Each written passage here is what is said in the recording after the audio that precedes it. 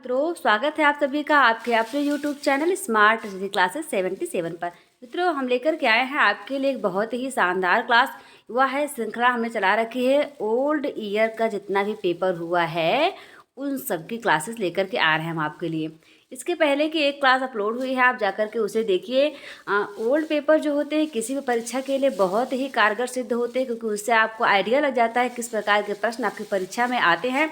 साथ ही साथ हम ये जो श्रृंखला चला रहे हैं, जो प्रयास करेंगे कि जितने भी राज्य में हिंदी की परीक्षाएं हुई हैं टीजीटी पीजीटी लेवल की, उन सभी का पेपर हम आपके लिए लेकर आए। क्योंकि आप देखें, जैसे आपका भक्ति काल हो गया, आदि काल हो गया, रीति काल हो गया, उन सभी से जितने ज़्यादा से ज़्यादा प्रश्न आपके जो परीक्षा आयोग होगा वह शामिल करेगा। उसके बाद हम उसकी व्याख्या करेंगे, फिर आपके ज़्यादा से ज़्यादा क्वेश्चन कवर हो जाएंगे और आप देखेंगे परीक्षा आपको बहुत आसान लगेगी। यह उसकी सीरीज़ है, क्लास नंबर 2 है, आप इसे ज़रूर देखें। इसके अलावा और भी क्लासेस हमारे चैनल पर हैं, करंट अफेयर, जनरल अवेयरनेस, और ये हमारे टीजीटी पीजीटी के लिए, यूपी पेट के लिए, UP police, UP PSC, RO ARO के लिए मोस्ट इंपॉर्टेंट एमसीक्यू सीरीज जो चलाई जा रही है, आप जाकर के देखें। सभी सब्जेक्ट की क्लासेस आपको हमारे चैनल पर अवेलेबल मिलेंगी। आपको क्या करना होगा, हमारे इस प्यारे चैनल को स्मार्ट स्टडी क्लासेस 77 को सब्सक्राइब करना होगा। तो चलिए स्टार्ट करते हैं हम आज की इस महत्वपूर्ण श्रृंखला को। बहुत ही इंपॉर्टेंट है यह सीरीज, आप जरूर देखें। पहले की क्लास यदि आपने नहीं देखी है जाकर के देख लीजिए। पहला प्रश्न आपसे पूछा जा रहा है, अष्टछाप की रचना किसके द्वारा हुई। मित्रों, यह DSSB 2015 का जो हमने इसके पहले सॉल्व करवाया है उसी के आगे क्वेश्चन की श्रृंखला है। तो उसमें पूछा गया था अष्टछाप की रचना किसके द्वारा हुई। क्या विठल दास जी के द्वारा हुई, सूरदास के द्वारा, नंद दास के द्वारा, या फिर सूरदास। दो ऑप्शन हो गया, कोई बात नहीं। तो हम सबसे पहले क्या करते हैं, एक एक के बारे में जानते हैं। ये आपके जो विठल दास जी हैं, विठल दास जी ने ही अष्टछाप की स्थापना की थी। और इनकी जो रचनाएं हैं, रचनाएं हम देखेंगे श्रृंगार रसमंडन, श्रृंगार रस मंडन, यह इनकी रचना है। और भी रचना है इसकी, और कौन कौन सी रचना है मित्रों। श्रृंगार रस मंडन के अलावा इन लोग विद्वत मंडल, सुबोधनी टीका, विद्वत मंडल और सुबोधनी टीका लिखा। और हाँ, इंपॉर्टेंट बात, अष्टछाप की स्थापना कब हुई थी तो मित्रों यह हो गई थी 1565 में हुई थी। 1565 को आप याद रखें, परीक्षा में भी प्रश्न बन सकता है। अब आपके ऑप्शन नंबर बी पे हैं सूरदास जी। सूरदास को कौन नहीं जानता, वात्सल रस के कवि श्रेष्ठ है ये। और इनका जन्म हुआ था 1478 ईस्वी में। 1478 में रुनकता नामक स्थान पर हुआ था। मृत्यु उनकी हो जाती है 1583 में, यानी 1583 में परसौली में होती है। पिता का नाम इनके रामदास सरस्वत था और गुरु इनके वल्लभाचार्य थे। रचनाएं जैसा कि आप जानते हैं 3 प्रसिद्ध रचनाएं इनकी है, जिसे आचार्य रामचंद्र शुक्ल जी ने स्वीकार किया है, सूर सागर, सूर सारावली और साहित्य लहरी। ये सूरदास जी के बारे में महत्वपूर्ण जानकारी हमें थोड़ी सी आपको दी। अब देखें नंददास जी के बारे में। नंददास जी जो थे, इनका जन्म 1525 में हुआ था। कब हुआ था मित्रों, 1525 में हुआ था, राजापुर में हो गया था।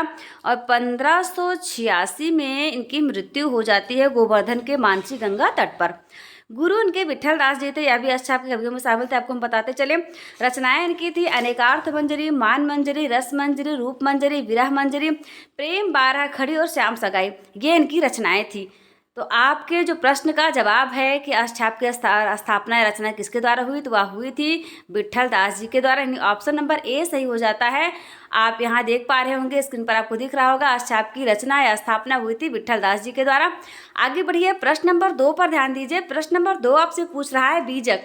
बीजक नामक ग्रंथ के संपादक कौन थे मित्रों। संपादक पूछा गया है, क्या कबीरदास जी थे, धर्मदास थे, मलुकदास थे, सूरदास थे।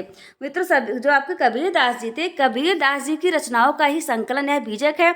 लेकिन अपनी रचनाओं का संकलन उन्होंने खुद नहीं किया, क्योंकि इन्होंने स्वयं, आपने पढ़ा होगा कई जगह कहा है कि मसी कागज छियो नहीं, कलम गह्यो नहीं हाथ, यानी मैंने कलम और स्याही को हाथ तक नहीं लगाया है, और कलम को कभी स्याही को हाथ नहीं लगाया है, और मस कागज छुए नहीं, यानी स्याही और कागज को मैंने कभी छुआ नहीं है, कलम गह्यो नहीं हाथ, कलम को कभी हाथ में पकड़ा तक नहीं। अर्थात जब ये खुद इस बात को स्वीकार करते हैं तो इससे स्पष्ट हो जाता है कि इन्होंने अपनी रचनाओं का लेखन कार्य स्वयं नहीं किया है। तो किया किसने, ये हम आपको आगे बताएंगे। पहले कबीरदास जी के बारे में थोड़ा सा हम जानते हैं।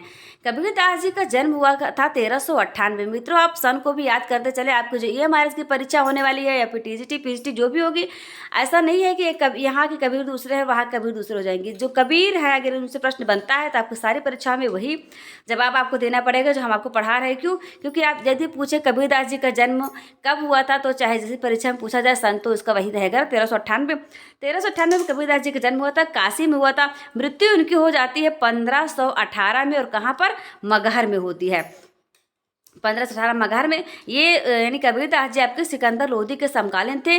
मुस्लिम परंपरा के अनुसार इनका जो गुरु है वो शेख तकी को माना जाता है, जबकि अधिकतर लोग जो है वो रामानंद को स्वीकार करते हैं। कहा जाता है कि रामानंद के गुरु थे। अब हम देखेंगे धर्मदास जी के बारे में। धर्मदास जी जो थे वो कबीरदास के शिष्य थे, और इन्हीं धर्मदास ने ही कबीर की रचनाओं का बीजक के रूप में संकलन किया था। ये आगे चलकर कबीर के उत्तराधिकारी बनते हैं, यानी कबीर की गद्दी के उत्तराधिकारी बनते हैं। ये मलूक दास देखिए आप। मलूक दास जी का जन्म हुआ था 1574 में प्रयागराज के कड़ा नामक स्थान पर, और मृत्यु उनकी हो जाती है 1662 में। मित्रों 1662 में मृत्यु होती है, जन्म होता है 1574 में। दोनों को ही आप याद रखते चलें। सन बहुत ही जरूरी है आपको याद करना, क्योंकि छात्रों की अधिकतर समस्या सन को याद करना होता है। इस समस्या को हम खत्म करके रहेंगे। मलूक दास का जन्म 1574, मृत्यु हो जाती है 1662 में। ये मूलक पंथ के प्रवर्तक थे। इनकी रचनाएं ज्ञान बोध, रतन खान, भक्तवच्छा वाले, भक्ति विवेक, ज्ञान परोक्षी, विभव विभूति, 12 खड़ी आदि इनकी रचनाएं थी। तो ये थोड़ा सा हमने जानकारी दी आपको मलूक दास जी के बारे में। अब देखिए आप सूरदास जी को। सूरदास जो थे वो अकबर के समकालीन थे, अष्टछाप के प्रमुख कवि थे और चंद्रवरदाई के वंशज माने जाते हैं। एक पंक्ति का उल्लेख मिलता है जिसमें स्वयं को बताते हैं कि चंद्रवरदाई के उत्तराधिकारी हैं। उसके बारे में कभी आपको विस्तार से बताएंगे। इस प्रश्न का जवाब आपको जो मिल जाता है, धर्मदास यानी बीजक नामक ग्रंथ के संपादक कौन थे? वह आपके धर्मदास जी थे। धर्मदास कौन थे? वो कबीरदास जी के शिष्य थे। ऑप्शन नंबर बी सही हो जाएगा। मित्रों यदि आपने अभी तक चैनल को सब्सक्राइब नहीं किया है तो अवश्य कर लीजिए। बहुत ज़्यादा उपयोगी होने वाला है हमारा चैनल आपकी सफलता के लिए। सूफी काव्य परंपरा, ये देखिए सूफी काव्य परंपरा का सर्वप्रथम ग्रंथ कौन सा है? क्या साहित्य लहरी है, पद्मावत है, मधुमालती या फिर गुलशन इश्क है? साहित्य लहरी आप जानते हैं सूरदास जी की रचना है, और यह सूरदास के दृष्टिकूट पदों का संग्रह है। पद्मावत लिखा गया था 1520 के आसपास में, यह मलिक मोहम्मद जायसी जी की रचना है। मधुमालती को दिया था मंझन ने 1545 में लिखा था, और यह एक प्रेमाख्यानक काव्य है। गुलशन इश्क के लेखक है मुल्ला नुसरती। देखिए कौन है? मुल्ला नुसरती। आपके लिए थोड़ा सा नया नाम होगा लेकिन आप इसे जरूर याद रखें। मुल्ला नुसरती ने लिखा था गुलशन इश्क को, और यह क्या रेख्ता, जो रेख्ता भाषा में लिखा गया है ना, उर्दू का एक रूप था रेख्ता, तो उसमें लिखा था। इस प्रश्न का जवाब हो जाएगा पद्मावत। यानी सूफी काव्य परंपरा का सर्वप्रथम जो ग्रंथ है वह क्या है? तो मित्रों किसे माना जाएगा? आपके स्क्रीन पर आपको दिखा पद्मावत, यानी ऑप्शन नंबर बी सही हो जाएगा। चलिए आगे बढ़िए। कबीरदास के गुरु कौन है? कबीरदास के गुरु के बारे में अभी हमने आपको बताया था, यदि आपने ध्यान दिया हो तो अच्छे से बता पाएंगे। क्या चैतन्य महाप्रभु थे, वल्लभाचार्य थे, रैदास थे या फिर स्वामी रामानंद थे? मित्रों जो चैतन्य महाप्रभु थे ये 18 फरवरी 1486 में इनका जन्म हुआ था। 1534 में इनकी मृत्यु हो जाती है। वैष्णव धर्म के भक्ति योग के परम प्रचारक एवं हिंदू मुस्लिम एकता पर बल दिया था इन्होंने। जाति पाति ऊंच नीच की भावना को दूर करने की शिक्षा दी थी। ये आपको कहे चैतन्य महाप्रभु जी।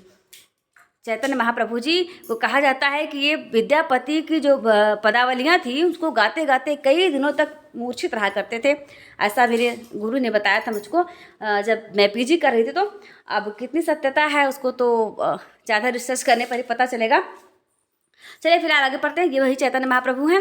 वल्लभाचार्य जो थे ये वल्लभाचार्य को थे मित्रों, ये पुष्टि मार्गी भक्ति की स्थापना की थी उन्होंने, और ये सूरदास के गुरु थे।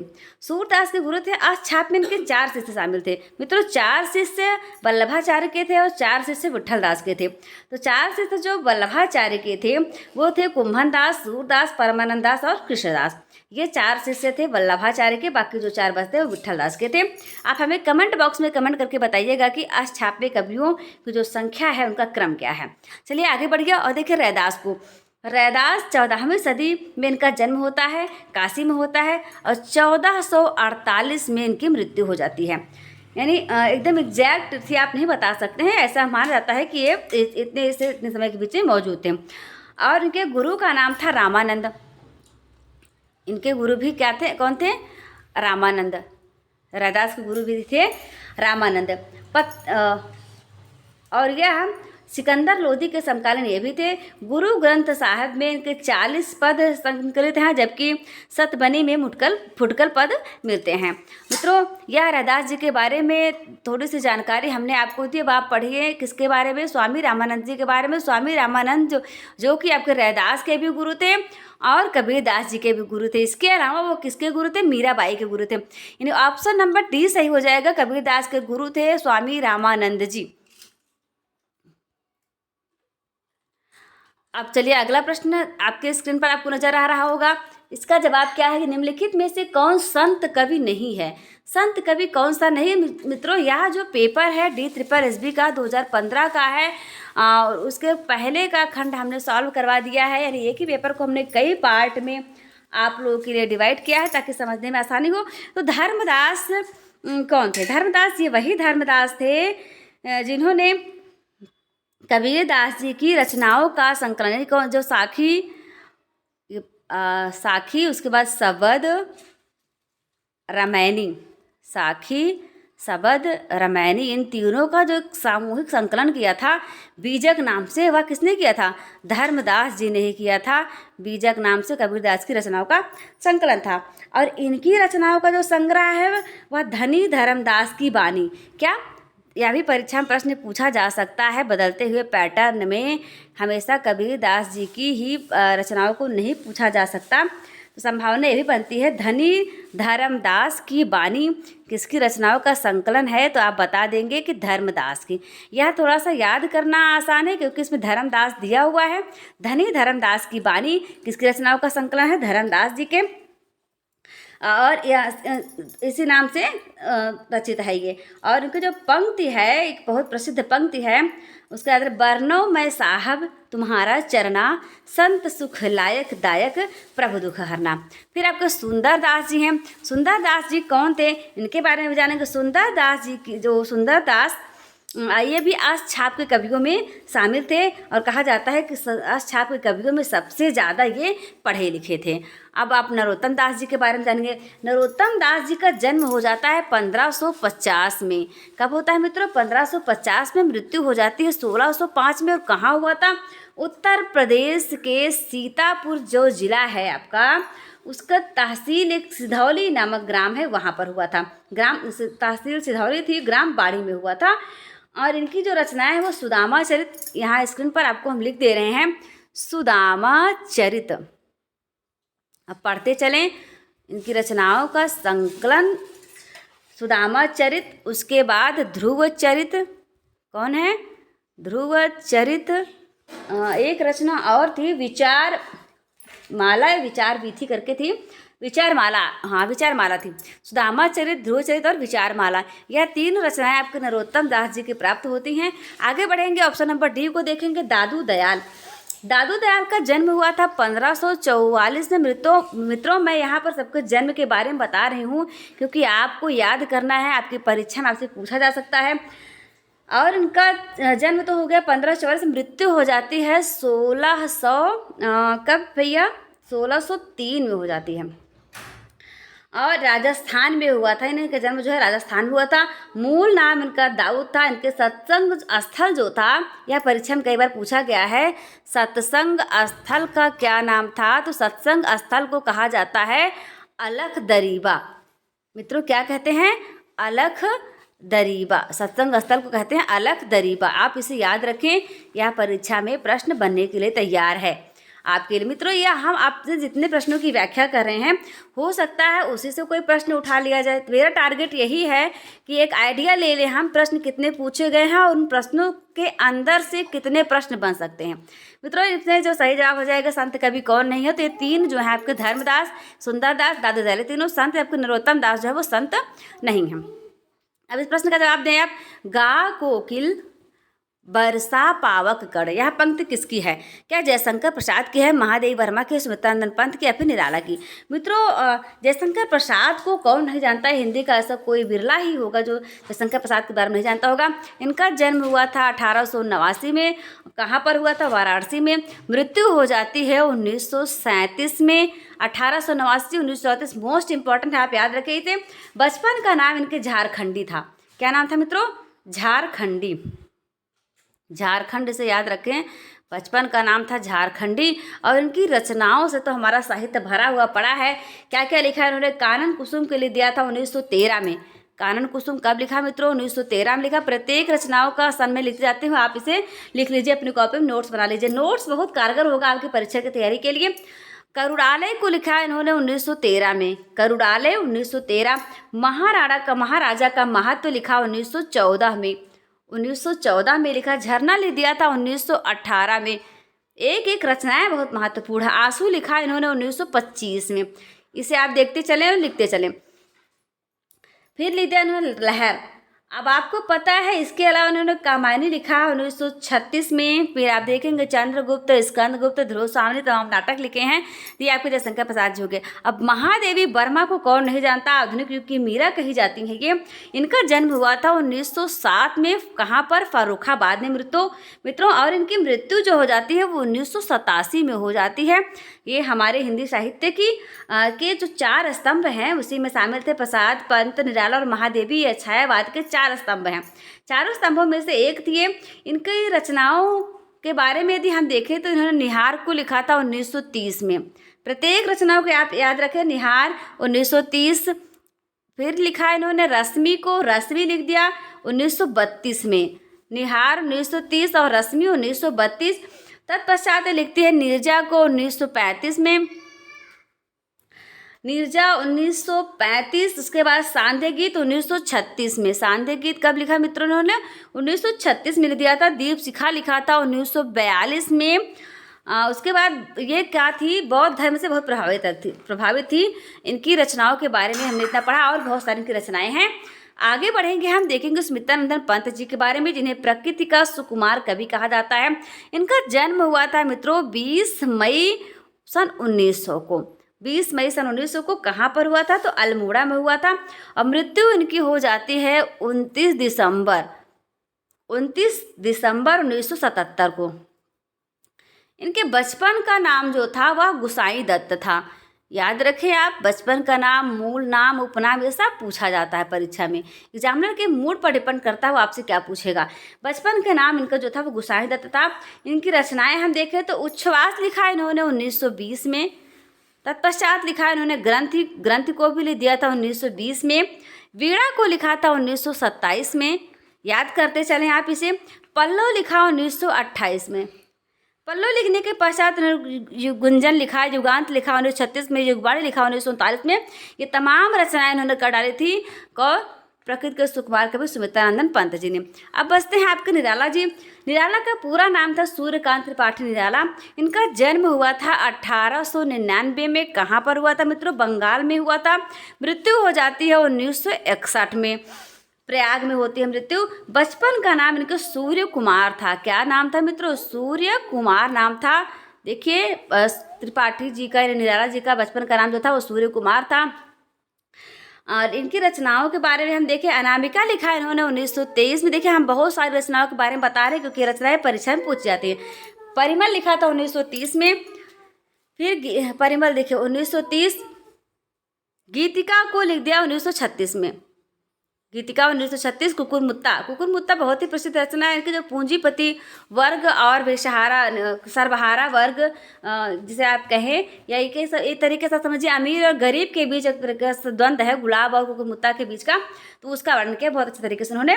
कुकुरमुत्ता लिखा उन्होंने 1942 में। गीत गुंज इन्होंने कब लिखा? तो वह लिख दिया था 1954 में। गीत गुंज 1954 में लिखा। सांध्य काकली लिखा 1969 में। कब लिखा मित्रों? 1969 में सांध्य काकली लिख दिया था।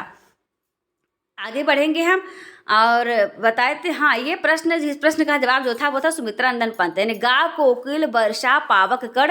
यह पंक्ति किसकी है? तो ये सुमित्रानंदन पंत की है। और जहाँ तक मुझे लगता है यह आपने पढ़ा भी जरूर होगा। चलिए हम आगे बढ़ते हैं। आगे बढ़ेंगे और आपसे अपेक्षा करते हैं कि आपने हमारे चैनल को सब्सक्राइब कर दिया होगा। ऑप्शन नंबर सी को आप देख लें, टिक कर लीजिए। हिंदी की सर्वप्रथम प्रकाशित पत्रिका कौन है? इससे ऐसा कोई बच्चा ही होगा जो नहीं जानता। बच्चा कहने का मतलब हिंदी साहित्य के विद्यार्थी हैं आप, आपने पीजी कर रखा है और आप बहुत अच्छे तरीके से पढ़ाई कर रहे हैं, बहुत मेहनती छात्र हैं, इसलिए आपसे उम्मीद करती हूँ कि आप इसे जानते होंगे, जवाब दे भी रहे होंगे आप। तो उदंत मार्तंड जो है वह हिंदी साहित्य का हिंदी का सर्वप्रथम प्रकाशित पत्रिका थी और पंडित जुगल किशोर जो थे उसके संपादक थे। जनवाणी की यदि हम बात करें तो जनवाणी नामक मासिक पत्रिका का संपादन आचार्य नरेंद्र देव ने किया था। ये भारत के प्रसिद्ध विद्वान थे, समाजवादी विचारक, शिक्षा शास्त्री और देशभक्त थे। इस प्रश्न का जवाब हो जाएगा उदंत मार्तंड। हिंदी का सर्वप्रथम प्रकाशित पत्रिका जो थी वो यही थी, पंडित जुगल किशोर के द्वारा संपादित की जाने वाली पत्रिका। इसको तो आप बहुत जल्दी से बता देंगे। चलिए, इनमें से एक द्रविड़ परिवार की भाषा नहीं है, कौन से नहीं है? प्रत्येक ऑप्शन को आप पढ़िए, एस्तोनी, कन्नड़, बाहुई और तमिल।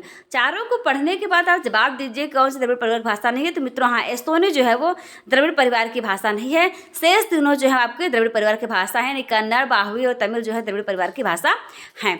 मागधी किस भाषा का वैकल्पिक नाम है? मागधी के बारे में आपको बताना है किस भाषा का वैकल्पिक नाम है। तो क्या पाली का नाम है, प्राकृत का है, अपभ्रंश का है, फिर अवधी का? मित्रों, भारत की प्रथम देश भाषा अगर किसे कहा जाता है तो पाली को कहा जाता है। इसे सबसे पुरानी प्राकृत भी कहते हैं। मित्रों, पाली जो है वो क्या थी? पाली को ही सबसे पुरानी प्राकृत भी कहा जाता है। क्या कहा जाता है? प्राकृत। और कौन सी प्राकृत? सबसे पुरानी प्राकृत कहा जाता है पाली को ही। अब हम प्राकृत के बारे में जान लेते हैं। प्राकृत क्या है? तो प्राकृत जो है ये है पहली सदी से 500 ईस्वी तक। कब? 500 ईस्वी तक उत्तर भारत। कहाँ पर मित्रों? उत्तर भारत जो है कि भिन्न भागों में जिस भाषा का अधिक व्यवहार होगा उसे प्राकृत कहते हैं। अपभ्रंश के बारे में हम जानते हैं। उत्तर भारत में अपभ्रंश के 7 भेद प्रचलित थे। अब 7 भेद कौन कौन से थे मित्रों? यहाँ पर मैं लिखते जाती हूँ, आप देखते जाइए। सौर सेनी, उसके आगे आप अपभ्रंश लगाते जाइए। सौर सेनी अपभ्रंश।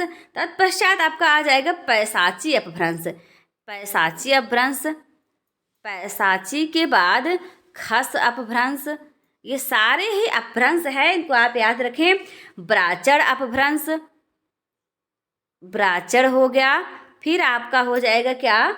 महाराष्ट्रीय अपभ्रंश, महाराष्ट्रीय अपभ्रंश।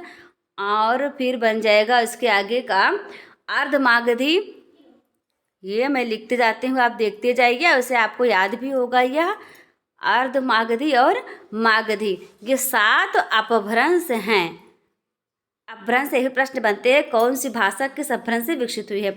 और अवधी को तो आप जानते हैं कि पूर्वी हिंदी की एक बोली है और यह अर्धमागधी से विकसित हुई है। इस प्रश्न का जो जवाब सही हो जाएगा वह हो जाएगा पाली। यानी मागधी किस भाषा का वैकल्पिक नाम है? तो वह पाली भाषा का वैकल्पिक नाम ही मागधी है, क्योंकि मगध क्षेत्र में इसका विस्तार हुआ था। रानी केतकी की कहानी जो है उसकी भाषा क्या है? अच्छा, पूछा जा रहा है क्या दक्षिणी भाषा हिंदुस्तानी है, कन्नौजी है, फिर बघोली है? मित्रों, रानी केतकी की कहानी ऐसा माना जाता है कि यह जो है 1798 से लेकर के 1803 के बीच में लिखी गई है। कब लिखी गई एग्जैक्ट नहीं बताया जा सकता कि, और इसे जो है उदयभान चरित के नाम से जाना जाता है। रानी केतकी की कहानी का जो पहले नाम था वह क्या था? उदयभान चरित। परीक्षा में यह भी कई बार पूछा गया है, तो आप इसे ध्यान दें। उदयभान चरित, उदयभान चरित नाम था इसका पहले, बाद में से कहा जाने लगा रानी केतकी की कहानी। इससे ही कहानी में सर्वप्रथम खड़ी बोली गद्य साहित्य में लौकिक श्रृंगार में प्रेमाख्यान परंपरा का सूत्रपात हुआ। इसकी शैली जो है वो हास्य प्रधान है। रानी केतकी की कहानी और उसकी भाषा क्या है मित्रों? तो भाषा इसको जो है वो हिंदुस्तानी है। यह हम आपको बता देते हैं, ऑप्शन नंबर बी पर है, आप देख लीजिए और आगे बढ़िए हमारे साथ में। अपने तैयारी को करते रहिए, हमारे चैनल पर अपना प्यार और स्नेह बनाए रखिए। आपकी जो भी क्लासेस है वो सारी अपलोड है, आप जाकर के देखिए, सभी टॉपिक आपको मिल जाएंगे हमारे चैनल पर। सब्सक्राइब तो आपने कर ही लिया होगा। लिपि का सर्वप्रथम उल्लेख किसमें मिलता है? जी हाँ मित्रों, लिपि का सर्वप्रथम उल्लेख क्या कामसूत्र मिलता है, अष्टाध्यायी मिलता है, नाट्यशास्त्र मिलता है, फिर साहित्य दर्पण मिलता है? मित्रों काम सूत्र क्या था? काम सूत्र जो है वात्स्यायन द्वारा लिखा गया था। वात्स्यायन का पूरा नाम क्या था? मल्लंग। मल्लंग वात्स्यायन इनका नाम था। भारत के एक प्राचीन दार्शनिक थे जिनका समय गुप्त वंश के समय 6वीं से 8वीं शताब्दी के बीच में माना जाता है। अब अष्टाध्यायी के लेखक कौन है मित्रों? तो अष्टाध्यायी के लेखक पाणिनि हैं। पाणिनि को तो आप जानते ही होंगे, पाणिनि जिसके बारे में हमने एक कहानी भी सुनाई थी आप लोगों को, फिर से सुनना चाहेंगे मित्रों? ये पाणिनि जो थे 14 माहेश्वर सूत्रों की रचना किए थे। इन्होंने व्याकरण का निर्माण किया। व्याकरण थे और आधुनिक संस्कृत के पिता कहे जाते हैं। इनका जन्म जो है 700 ईसा पूर्व के आसपास माना जाता है। इनके बारे में जो कहानी है, जो पाणिनि थे बचपन में जब गुरुकुल में रहा करते थे मित्रों, तो यह बहुत ही मूर्ख व्यक्ति थे। यानी उनके पास कोई ज्ञान नहीं था। जो गुरुकुल में पढ़ा करते थे और वहाँ पर उनके बहुत सारे मित्र रहते थे। प्राचीन पद्धति जो हमारी थी वो गुरुकुल पद्धति थी। इनके गुरुजी ने सभी छात्रों को कुछ याद करने के लिए दिया था। सभी छात्रों ने क्लास के कक्षा के जितने छात्र थे सभी छात्रों ने याद करके उसे सुना दिया, जबकि जो पाणिनि महोदय थे ये नहीं सुना पाए। अब जब नहीं सुना पाए तो उनके गुरुजी इनके पर क्रुद्ध हो गए और उन्होंने कहा एक छड़ी लाओ और मैं तुम्हारे हाथ पर दंड दूंगा तुमको। छड़ी लेकर के आए, छड़ी लाई गई और पाणिनि से कहा अपना हाथ आगे बढ़ाओ। पाणिनि ने जब अपना हाथ आगे बढ़ाया तो उनके गुरुजी उनके हाथ को ध्यान से देखा और फिर छड़ी को दूर फेंक दिया। कहा कि तुम्हें तो मारने से कोई लाभ नहीं है क्योंकि तुम्हारे हाथ में तो विद्या रेखा ही नहीं है। अब पाणिनि जो है बड़े चिंतित हो गए कि विद्या रेखा होती क्या है। वह अपने गुरु के पास गए। उनके गुरु बाहर बैठे हुए थे और ये गए सीधे उनके पास जाकर के रोने लगे, गुरुदेव आप ये बताएं मेरे हाथ में तो विद्या रेखा नहीं है लेकिन आपके हाथ में कहाँ पर है? तो उनके गुरु ने अपनी हथेली को आगे बढ़ाया और दिखाया कि ये देखो मेरी विद्या रेखा यहाँ पर है। पाणिनि ने तुरंत वहीं बगल में एक नुकीला पत्थर गिरा हुआ था, उस पत्थर को उठाया और अपने हाथ को फाड़ करके वो लकीर बना ली और अपने गुरु के समक्ष हाथ को दिखाते हुए कहा अब तो मुझे विद्या आएगी। उनके गुरु उन पर प्रसन्न हो गए। उन्होंने प्रसन्न होकर उन्हें गले से लगा लिया और कहा अब तो दुनिया की ऐसी कोई ताकत नहीं जो तुम्हें विद्वान बनने से ना रोक सके, तुम्हें अवश्य ही विद्या आएगी। मित्रों ऐसे थे पाणिनि और यही आगे चल करके पाणिनि के नाम से विख्यात हुए, जिनके व्याकरण पर आज पूरा संस्कृत साहित्य डिपेंड है। हम पढ़ते हैं इस व्याकरण को सुनते हैं, तो उन्होंने ही अष्टाध्यायी की रचना की थी। पाणिनि ने 14 माहेश्वर सूत्र के आधार पर इन्होंने 42 प्रत्याहार का निर्माण किया। चलिए आगे बढ़ेंगे, हम बहुत हो गए इनके बारे में व्याख्या। संस्कृत के कवियों के बारे में भी आपको थोड़ा सा पढ़ना चाहिए क्योंकि आपके पाठ्यक्रम में है, तो उनके बारे में जानकारी रखें आप। नाट्यशास्त्र को लिखा था भरत मुनि ने। ये 2री शताब्दी के नाट्यशास्त्रकार थे। नाट्यशास्त्र लिखा था इन्होंने, इसलिए नाट्यशास्त्रकार भी कहा जाता है। नाट्यशास्त्र में 36 अध्याय हैं जिसमें रस, अलंकार, छंद, 10 रूपक वृत्तियों पर सूक्ष्म और गहन विवेचन किया गया है। अब साहित्य दर्पण को हम देख लें। साहित्य दर्पण जो है वो लिखा गया था विश्वनाथ के द्वारा। विश्वनाथ को 16 भाषाओं का ज्ञान था मित्रों। विश्वनाथ कितने भाषाओं के ज्ञाता थे? तो 16 भाषाओं का ज्ञान रखते थे। आज हम लोग के लिए 1-2 भाषाओं का ज्ञान रखना बहुत मुश्किल हो गया है, लेकिन 16 भाषाओं के विज्ञ आचार्य थे। 14वीं सदी के थे। साहित्य दर्पण का एकमात्र काव्यशास्त्रीय ग्रंथ है जो 10 परिच्छेद में विभक्त है। परिच्छेद यानी कि खंड, जिससे आप कह सकते हैं परिच्छेद को ही खंड कहा जाता है। इस प्रश्न का सही जवाब आपको मिल गया होगा क्या? अष्टाध्यायी। लिपि का सर्वप्रथम उल्लेख किसने मिलता है? ऑप्शन नंबर बी यानी अष्टाध्यायी मिलता है। अष्टाध्यायी किसके द्वारा लिखा गया? तो अष्टाध्यायी लिखा गया था पाणिनि के द्वारा। अष्टाध्यायी में कितने अध्याय हैं मित्रों? अष्टाध्यायी में 8 अध्याय। ये सारी जानकारियाँ हमने पहले के क्लासेस में भी आपको दी हैं। हमारे चैनल पर अपलोड है प्रैक्टिस सेट, आप जाकर के देखिए, बहुत लाभ मिलने वाला है आपको। भारत के लिए इंडिया शब्द किसके द्वारा दिया गया था? किसने सबसे पहले भारत को इंडिया कहा था? क्या अंग्रेजों ने कहा था? ग्रीक, दक्षिण भारतीयों द्वारा, फ्रांसीसी। मित्रों अंग्रेज कभी भारत का भला चाहते ही नहीं थे। आज तर्क देने वाले बहुत सारे लोग हैं, वो आकर कहते हैं कि उन्होंने हमारे लिए कितनी सारी जो है शिक्षा की व्यवस्था की, संसद भवन का निर्माण करवाया, आधुनिक चीज़ें लाई, लेकिन मित्रों ये सारी चीज़ें उन्होंने जो की थी वो हमारे भले के लिए नहीं की थी, हमारे यानी भारतीयों के भले के लिए नहीं की थी। इन्होंने अपना भला देखने के लिए, यानी आप सोचिए ये रह रहे हैं यहाँ पर, इनको नौकर चाहिए, इनको लिपिक चाहिए, इनको कोई कार्यकर्ता चाहिए, इनको सारी सुविधाएं चाहिए। जो अंग्रेज यहाँ आकर रहते थे उनको भी तो फैसिलिटी चाहिए। इन्होंने सिर्फ अपने सुख के लिए जो कार्य किया वही बाद में कुछ अंग्रेज भक्त लोग उसको विकास का नाम दे देते हैं। तो ये सत्यानाथी जो थे वो भारत को इंडिया नहीं कहा था उन्होंने। आगे हम बढ़ेंगे। क्या ग्रीक ने कहा था, दक्षिण भारतीयों द्वारा कहा है, फ्रांसीसियों द्वारा कहा गया? मित्रों इस प्रश्न का जो सही जवाब हो जाएगा ऑप्शन नंबर बी हो जाएगा, क्योंकि ग्रीक वासी जो थे उन्होंने ही भारत को सबसे पहले इंडिया कहा था। आगे बढ़े आप, विद्यापति की भाषा क्या है? विद्यापति की भाषा क्या मैथिली है, प्राकृत है, छत्तीसगढ़ी या फिर भोजपुरी? विद्यापति के बारे में आपने पढ़ा होगा कि यह इनको कई उपनाम मिले थे, जैसे नव कवि, बहुत सारे उपनाम इन्हीं के हैं मित्रों, नव कवि। उसके बाद मिला था अभिनव जयदेव, अभिनव जयदेव, अभिनव जयदेव के बाद देखिए इनका और उपनाम क्या था, कवि शेखर। प्रत्येक उपनाम को आप याद रखें, परीक्षा में कुछ भी पूछा जा सकता है। कवि शेखर के बाद लिखा गया था, इनके लिए उपमानित किया गया था, इनको उपमित किया गया था कवि कंठाहार। ये सारे ही इनके उपनाम है, कवि कंठाहार, कवि रंजन, खेलन कवि, ये सब इनके उपनाम हैं। रचनाएं इनकी जो है वो पदावली, कीर्तिलता, कीर्ति पताका, पुरुष परीक्षा, भू परिक्रमा, लिखनावली, गंगा वाक्यावली, कई रचनाएं हैं, लेकिन आपके रामचंद्र शुक्ल जी ने सिर्फ 3 को प्रमाणित माना है, पदावली, कीर्तिलता और कीर्ति पताका को ही प्रमाणित माना है। इनकी भाषा के बारे में आपको हम बताते चले कि भाषा जो थी उनकी मैथिली भाषा थी। देसिल बयाना सब जन मिठा ये कहा करते थे और मैथिली भाषा में ही रचनाएं किया करते थे। आगे बढ़िए आप, ऑप्शन नंबर बी को टिक कर लीजिए, ऑप्शन नंबर बी सही है। अब आगे बढ़े आप, हिंदी में संस्कृत से सीधे आए हुए शब्दों को क्या कहते हैं? देखिए मित्रों बहुत अच्छा आपको जवाब यहाँ पर दे दिया गया, हिंदी में संस्कृत से सीधे आए हुए शब्दों को क्या कहते हैं आपको बताना है। क्या कहते हैं आप बताएं, क्या इन्हें तद्भव कह दिया जाता है, तत्सम, देशज या फिर विदेशज क्या कहते हैं? मित्रों जो ऐसे शब्द जो संस्कृत और प्राकृत से विकृत होकर के हिंदी में आए हैं वह तद्भव हो जाते हैं, जैसे अग्नि का आग हो गया, अश्रु का आंसू हो गया, पुष्प का फूल हो गया, है ना, ये तत्सम तद्भव हो गया।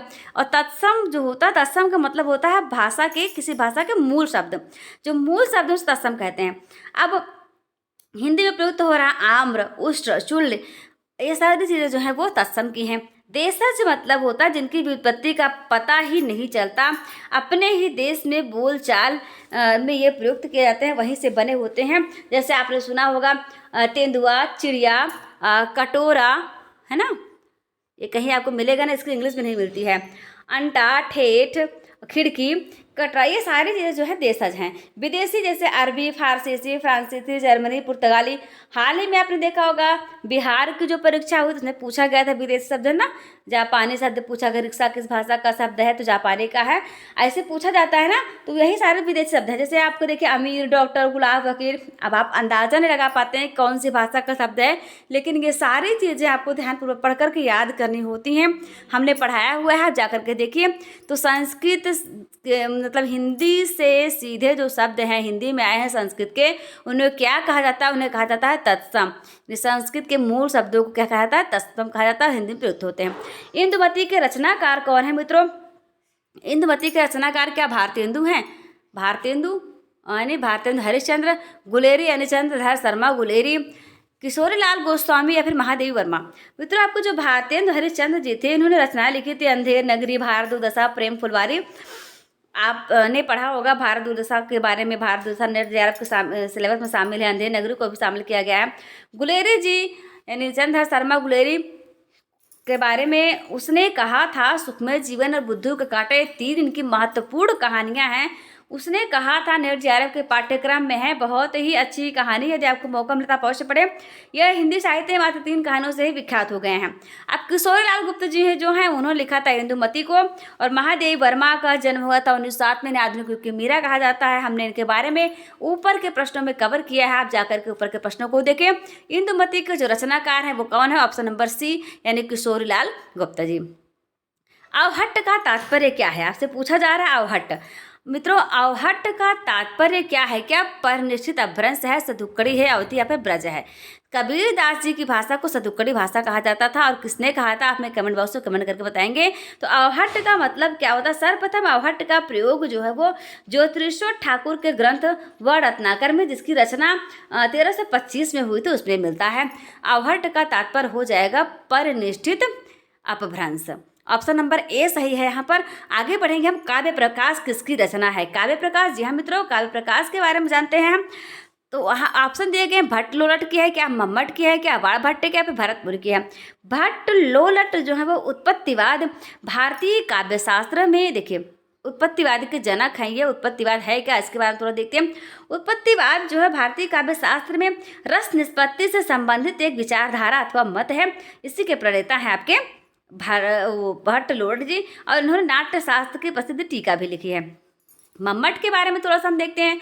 मम्मट ने क्या किया था, काव्य शास्त्र के प्रणेता थे, जिनके ग्रंथों की संख्या जो है लगभग 70 है। 70 टीकाएं हैं इनके ग्रंथों की। इसमें जो है आप देखेंगे 10 उल्लास और 142 कारिकाएं हैं। इसमें काव्य प्रयोजन, हेतु, लक्षण, शब्द शक्ति, दोष, गुण, अलंकार आदि का विवेचन किया गया है। बाण भट्ट 6वीं और 7वीं सदी के बीच, ये देखिए बाण भट्ट 6वीं और 7वीं सदी के बीच, 6वीं और 7वीं सदी के बीच में इनका जो जीवन काल रहा है। ये प्रसिद्ध गद्य लेखक हैं। इन्होंने क्या क्या लिखा था, आपने 12th में पढ़ा होगा, कादम्बरी को पढ़ा था, उसके अलावा हर्षचरित और कादम्बरी को तो आपने पढ़ा ही होगा। कादम्बरी का अर्थ क्या होता है मित्रों, मैंने पढ़ाया, बताया हमें। कादम्बरी का अर्थ होता है मदिरा, है ना। तो कादम्बरी की रचना की थी, चंडी शतक की रचना की थी, पार्वती परिणय आदि के ये जो है रचनाकार रहे हैं। अब भरत मुनि के बारे में हमने बता ही दिया, नाट्यशास्त्र के रचनाकार हैं। तो इस प्रश्न का सही जवाब हो जाएगा मम्मट। मम्मट ने काव्य प्रकाश की रचना की थी, जो कि ऑप्शन नंबर बी पर आपको स्पष्ट तरीके से दिख रहे होंगे। देवनागरी लिपि को राष्ट्र लिपि के रूप में कब स्वीकार किया गया? जी हाँ मित्रों, देवनागरी लिपि वही लिपि है जिसमें आपकी हिंदी को लिखा जाता है। जब हम मौखिक रूप से बोलते हैं, मौखिक में बोलते हैं, तो आप हिंदी कह देंगे। जो उसका जो लिखित है, मौखिक ध्वनि का जो लिखित रूप है, उसे ही कहा जाता है देवनागरी। तो यह देवनागरी लिपि में हमारी हिंदी भाषा लिखी गई है। और इसे कब स्वीकार किया गया था? तो मित्रों 1949 में स्वीकार किया गया था राष्ट्रलिपि के रूप में। भारत की राष्ट्रलिपि क्या है? देवनागरी है। आप बता पाएंगे कब स्वीकार किया गया? 1949 में। ऑप्शन नंबर ए पर आपको स्पष्ट तरीके से दिख रहा है। प्रख्यात लेखक व आलोचक डॉक्टर नगेंद्र लंबे अरसे तक किस विश्वविद्यालय में हिंदी के विभागाध्यक्ष थे? हिंदी के विभागाध्यक्ष थे। बनारस में थे, आगरा में, लखनऊ में, या फिर दिल्ली में? मित्रों डॉक्टर नगेंद्र की एक प्रसिद्ध रचना है चेतना का बिंब है। उसके अलावा इन्होंने हिंदी साहित्य का इतिहास का संपादन किया था 1973। मित्रों इतिहास को लिखा नहीं था बल्कि संपादन किया था 1973 में। और इनका जन्म, हाँ सबसे पहले तो उनका जन्म ही जानना चाहिए। इनका जन्म जो है हुआ था 9 मार्च 1915। मोस्ट इम्पॉर्टेंट है, आप याद रखें। और मृत्यु हो जाती है 27 अक्टूबर 1999 को। 1999 में इनकी मृत्यु हो जाती है। भारतीय काव्य शास्त्र इन्होंने लिखा था 1955 में। पाश्चात्य काव्य शास्त्र सिद्धांत और वाद साहित्य अकादमी प्राप्त, उन्होंने पुरस्कार प्राप्त किया था। ये हमारे नागेंद्र जी बहुत ही सुलझे हुए आलोचक थे, सरल स्वभाव के थे नागेंद्र जी। तो यह किस विश्वविद्यालय में लंबे वर्षों तक हिंदी के विभागाध्यक्ष थे? मित्रों ऑप्शन नंबर डी सही हो जाएगा, दिल्ली विश्वविद्यालय में। ये देखिए यहाँ पर ऑप्शन नंबर डी आपको दिख रहा है। आप इसे अपनी कॉपी में नोट्स में बनाते चलते लिखते चलिए, याद करने आपको आसान रहेगा। नहीं, इसके अलावा यदि आप PDF प्राप्त करना चाहते हैं तो उसके लिए हमारा टेलीग्राम ओपन है। आप वहाँ पर आइए, टेलीग्राम में जाकर के सर्च करिए स्मार्ट स्टडी क्लासेस 77। वहाँ पर आपको इस क्लास की PDF प्राप्त हो जाएगी। आप जाकर के अच्छे तरीके से पढ़ाई कर सकते हैं। भाषा समाज निरपेक्ष होती है।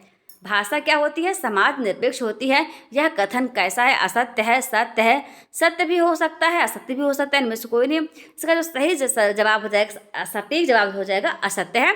ऐसा नहीं है, भाषा जो होती है वो समाज निरपेक्ष होती है, कथन असत्य। ऑप्शन नंबर ए सही है। आप देखें इसको, यह DSSB का 2015 का पेपर है। 3 भागों में हम लेकर के आ रहे हैं इस पेपर को। दुलाई वाली किसकी कहानी है? दुलाई वाली के लेखिका कौन रही है, लेखक कौन है बताइए? रविन्द्रनाथ टैगोर जी हैं, भीका जी कामा है, बंग महिला है, फिर सरोजिनी नायडू हैं। मित्रों रविन्द्रनाथ टैगोर जी ने लिखा था गीतांजलि। और जहाँ से हमारा जो जनगण मन अधिनायक जय है आप गाते हो ना, भारत का हमारा जो राष्ट्रगान है जनगण मन अधिनायक जय है भारत भाग्य विधाता, वहाँ कहाँ से लिया गया? गीतांजलि से लिया गया है। और 1913 में इसे पुरस्कार मिला था। कौन सा? नोबेल पुरस्कार प्राप्त हुआ था रविन्द्रनाथ टैगोर जी के द्वारा लिखे गए गीतांजलि को। भीका जी कामा मैडम, भीका जी कामा जो थी वो फ्रीडम फाइटर थी। फ्रीडम फाइटर यानी कि स्वतंत्रता सेनानी थी। 1861 से लेकर के 1936 तक उनका जीवन काल रहा था। बंग महिला जो है वो हिंदी साहित्य की पहली कहानी लेखिका है। इन्होंने और लिखा है चंद्रदेव से मेरी बातें भी लिखा हुआ है और दुलाई वाली भी लिखा है। साथ साथ सरोजनी नायडू जो थी वो पहली महिला राज्यपाल थी उत्तर प्रदेश की। इस चारों ऑप्शन के बारे में हमने स्पष्टीकरण दे दिया और स्पष्ट का जवाब भी आपको दे दिया कि दुलाई वाली किसकी कहानी है, तो बंग महिला की। बंग महिला का पूरा नाम जो था वो राजेंद्र बाला घोष था। क्या नाम था? राजेंद्र बाला घोष। परीक्षा में आप राजेंद्र बाला घोष को देख करके चौंक ना जाएं, गलत ना कर दे। तो राजेंद्र बाला घोष जो है बंग महिला का ही नाम था। ये दोनों नाम आप याद रखें। कोई एक नाम से पूछ के आपको कन्फ्यूज कर सकता है। यदि आपने सिर्फ बाला घोष को याद रखा, बंग महिला को भी याद रखें, बंग महिला को याद रखा तो राजेंद्र बाला घोष को भी याद रखें। बघेली यह किस हिंदी की बोली है? बघेली तो मित्रों हमने आपको पहले ही बता दिया था, बहुत अच्छे तरीके से बताया था। पूर्वी हिंदी, खड़ी हिंदी, पश्चिमी हिंदी या फिर राजस्थानी। मित्रों पूर्वी हिंदी के अंतर्गत अवधी, बघेली, छत्तीसगढ़ी 3 भाषा बोलियाँ शामिल हैं और यह अर्धमागधी अपभ्रंश से विकसित हुई है। खड़ी बोली वर्तमान हिंदी का एक रूप है जिसमें संस्कृत के शब्दों की बहुलता होती है और हिंदी भाषा की सृष्टि की गई वर्तमान में। पश्चिमी हिंदी में ब्रज भाषा, कन्नौजी, देखिए बुंदेली, ये सारे जो हैं बोलियाँ आ जाती हैं। खड़ी बोली ये सब आ जाती है पश्चिमी भाषा के अंतर्गत। और राजस्थानी जो है वो आधुनिक भारतीय 8 भाषाओं में से एक है जिसका वास्तविक क्षेत्र वर्तमान राजस्थान प्रांत तक सीमित न होकर के मध्य प्रदेश के कतिपय पूर्वी तथा दक्षिणी भाग में और पाकिस्तान के बहावलपुर जिले तथा दूसरी पूर्वी और दक्षिणी पूर्वी सीमा तक के प्रदेशों में भी है। यह हमने इसके बारे में व्याख्या दी। अब बघेली किस हिंदी की बोली है? तो अब बताया था हमने पूर्वी हिंदी की बोली, यानी पूर्वी हिंदी के अंतर्गत 3 बोलियां शामिल हैं, अवधी, बघेली और छत्तीसगढ़ी या उसी में से है। हिंदी शब्द के वास्तविक सूत्रधार कौन है? फारस के मुसलमान, हिंदू सभ्यता के लोग, हिंदुस्तानी समुदाय के लोग या फिर हैदराबाद के मुसलमान? मित्रों इसका जवाब हो जाएगा फारस के मुसलमान। फारस के जो मुसलमान हैं उन्होंने ही हिंदी शब्द का वास्तव में नाम दिया था, हिंदी का नामकरण किया था फारस के मुसलमानों ने। यह पूरा जो क्लास था आपके लिए हमने समर्पण किया है, कितने मेहनत से तैयार किया आपके लिए। आप देखेंगे प्रश्नों का लेवल देखेंगे 2015 का है ये, हमने आपको शुरू में ही बता दिया था। DSSB ने करवाया था। इसके पहले का एक खंड हमने अपलोड कर दिया है, दूसरा है एक भाग और लेकर के आने वाली हूँ, तब ये पूरा होगा। उसके बाद फिर मैं ओल्ड पेपर लेकर, मैंने एक श्रृंखला चला रखी है ओल्ड पेपर की। देखिए कितनी श्रृंखलाएं हमारे चैनल पर चल रही हैं। प्रैक्टिस सेट की तो अलग चल ही रही है ना, उसका आपने देख ही लिया है। साथ साथ जनरल पेपर जो एमआरएस वाले हैं उनके लिए भी क्लासेस हम चला रहे हैं। ये सारी क्लासेस आपको हमारे चैनल पर देखने को मिल रही हैं। करंट अफेयर क्लासेस चलाई जा रही हैं प्रतिदिन। इतिहास यदि आप पढ़ना चाहते हैं पढ़िए। संविधान की क्लासेस, पॉलिटिक्स क्लास बहुत ज़बरदस्त तरीके से पढ़ाई जा रही है। एक भी क्वेश्चन जनरल अवेयरनेस का हो, करंट अफेयर का हो, कंप्यूटर का हो, कोई भी आपको हमारी क्लास से बाहर नहीं मिलेगा। तो आप क्या करेंगे, ध्यान लगाकर पढ़ेंगे। हमारे चैनल को बने रहिए हमारे चैनल के साथ। यदि आपने अभी तक हमारे चैनल को सब्सक्राइब नहीं किया, सब्सक्राइब कर लीजिए और हाँ लाइक कर दीजिए तथा अपने मित्रों के साथ शेयर कर दीजिए। तो कैसी लगी आपको यह क्लास, कमेंट बॉक्स में कमेंट करके अवश्य बताइएगा। और मिलते हैं आपसे एक शानदार, जानदार, दमदार क्लास में। तब तक आप लोग स्वस्थ रहिए, मस्त रहिए, अपना और अपनों का ख्याल रखिए, हंसते रहिए, मुस्कुराते रहिए। नमस्कार, जय हिंद, जय भारत।